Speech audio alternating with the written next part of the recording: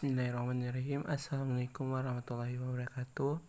Saya akan mempresentasikan hasil diskusi kami tentang pemanfaatan komputer dalam bidang hiburan atau studi kasus game Clash of Clans. Pengertian secara umum.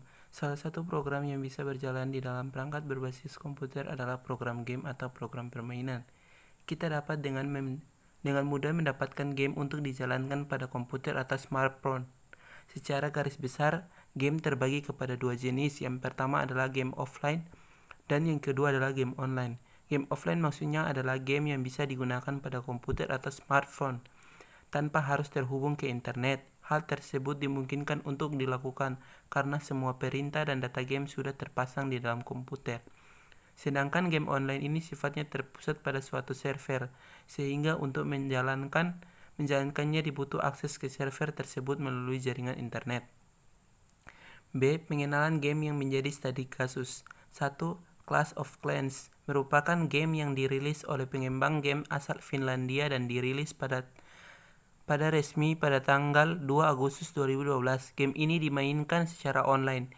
Game online Clash of Clans dapat didownload dan dimainkan melalui smartphone yang berperangkat Android, iOS, dan Microsoft dalam jangka waktu setahun. Clash of Clans menunjukkan grafik pemakai yang meningkat secara signifikan, bahkan bisa dibilang game ancaman baru bagi para perusahaan game strategi.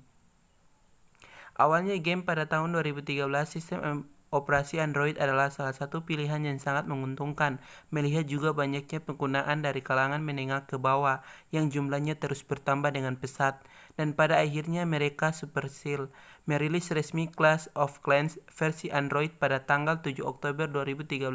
Setelah 2 tahun berjalan, Clash of Clans sudah diunduh sebanyak 100 juta pengguna Android di dunia.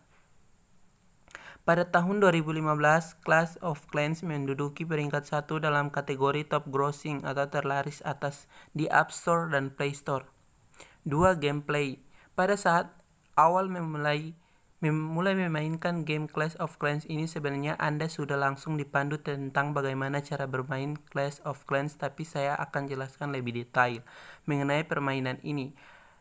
Pada saat memulai permainan ini, Anda adalah sebagai chief atau pemimpin yang baru saja diberikan desa yang harus Anda jaga, dan Anda kembangkan desa tersebut sampai menjadi sangat besar dan kuat.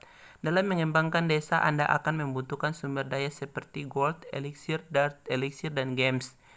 Sumber daya tersebut disimpan di wadahnya masing-masing seperti gold structure, elixir strong, dan dart elixir strong yang dapat dibeli di shop kecuali games tertentu, sebab games hanya bisa didapat dan menyelesaikan beberapa misi. Anda dapat menambah gold Anda dengan gold collector yang tersedia di shop. C. Dampak game. 1. Dampak positif.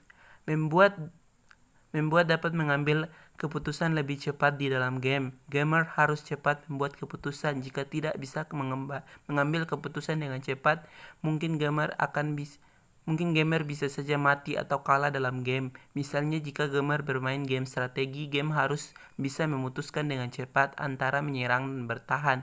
Jika terlalu lama berpikir, lawan bisa dengan mudah mengalahkannya. 2. Dampak negatif.